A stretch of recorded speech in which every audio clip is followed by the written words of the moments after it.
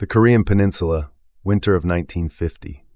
Snowdrifts blanketed the jagged mountains, and the bitter wind howled across the frozen ground. The thermometer plunged to 40 degrees below zero. Metal stuck to bare skin, fuel congealed, and frostbite became an enemy as deadly as any bullet. Into this unforgiving land marched the United States 1st Marine Division, 25,000 men, pushing north toward a place called the Chosin Reservoir. Their orders: to finish the war and be home by Christmas. Just months earlier, the war had turned dramatically in America's favor. The surprise amphibious landing at Incheon, led by General Douglas MacArthur, had routed the North Korean army. Seoul was liberated, and UN forces surged northward. Many believed the war was nearly over. But lurking beyond the Yalu River, in the mountains of Manchuria, hundreds of thousands of Chinese troops waited. They had crossed into North Korea in secret, undetected by intelligence reports, ready to strike with overwhelming force. The Marines had no idea what was coming. By late November, the 1st Marine Division was spread thin across treacherous mountain roads leading to the Chosin Reservoir. It was there, on the frigid night of November 27, 1950, that the silence broke. Chinese bugles sounded through the darkness. Thousands of enemy soldiers swarmed down the ridgelines, firing and charging with chilling cries.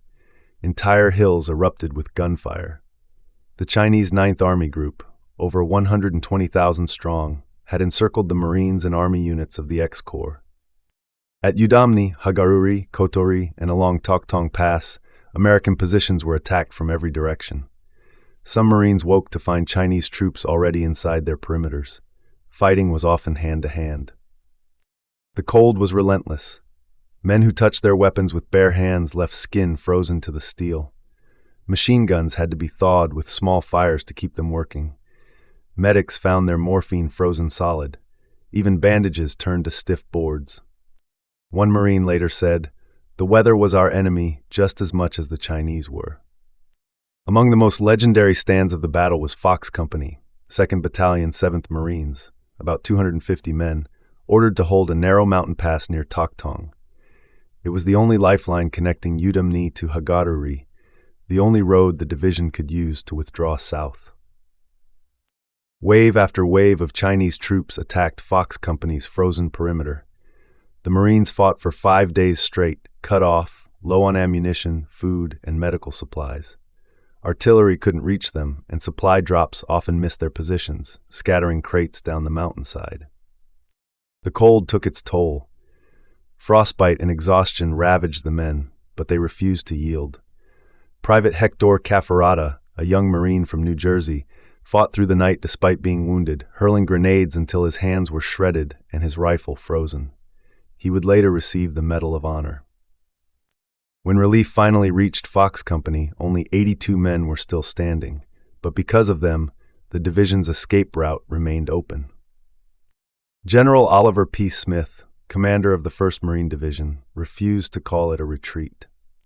"We're not retreating," he said. "We're just advancing in a different direction." That phrase became immortal, a symbol of Marine grit. For 17 brutal days, the Marines fought their way through 60 miles of snow and mountains toward the port of Hungnam. They fought ambush after ambush, repaired bridges under fire, and brought their wounded and dead with them every step of the way. At Kotori, Chinese demolitions had destroyed a vital bridge over a deep gorge. Without it, the entire column would be trapped. The solution came from the skies.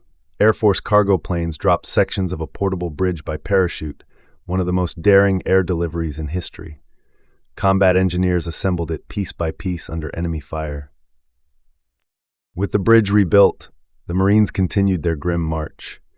Vehicles burned for warmth, wounded men rode atop tanks, and every night they dug into the ice to survive another wave of attacks. By early December, the survivors reached the port city of Hungnam.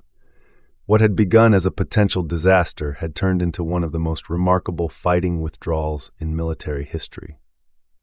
In total, the Marines and soldiers of X-Corps inflicted an estimated 25,000 to 30,000 Chinese casualties, while suffering about 15,000 of their own, dead, wounded, or frostbitten. but they brought their wounded with them, and they brought out 98,000 Korean civilians fleeing the communist advance.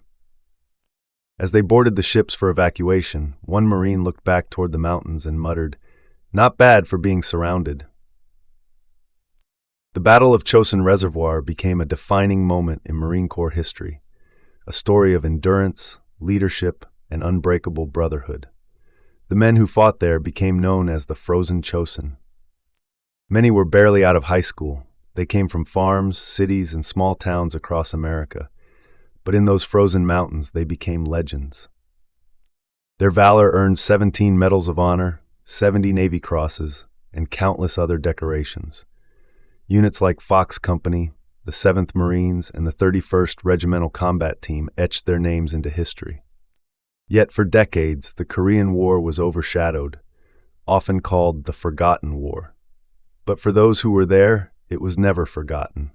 The men who fought at Chosin carried those memories for the rest of their lives. The sound of bugles in the night, the sight of brothers frozen in the snow, and the pride of knowing they never broke. The Chosin Reservoir was more than a battle. It was a testament to the power of human resolve. It was about leadership under fire, about never leaving a Marine behind, and about the unyielding will to fight against impossible odds. As one survivor put it, "You could take everything else from us, the warmth, the comfort, the food, but you couldn't take away our pride." Today we honor those men, the Marines, soldiers, sailors, and airmen who fought and froze in those mountains, those who made it home and those who never did. Their courage turned tragedy into triumph. Their stand at Chosin became a symbol of what it means to endure. So when we speak of the forgotten war, let us remember the men who could not be broken, the men of the frozen Chosin, because they remind us that freedom is never free, and that even in the coldest place on earth, American valor burns bright.